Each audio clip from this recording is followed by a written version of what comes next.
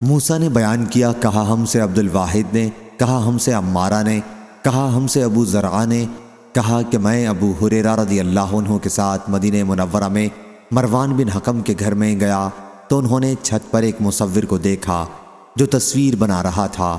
انہوں نے کہا کہ میں نے رسول اللہ صلی اللہ علیہ وسلم سے سنا ہے، حضرت صلی اللہ علیہ وسلم نے فرمایا کہ اللہ تعالیٰ ارشاد فرماتا ہے، اس شخص سے بڑھ کر ظالم اور کون ہوگا جو میری مخلوق کی طرح پیدا کرنے چلا ہے۔ اگر اسے یہی گھمنڈ ہے تو اسے چاہیے کہ ایک دانہ پیدا کرے، ایک چیونٹی پیدا کرے۔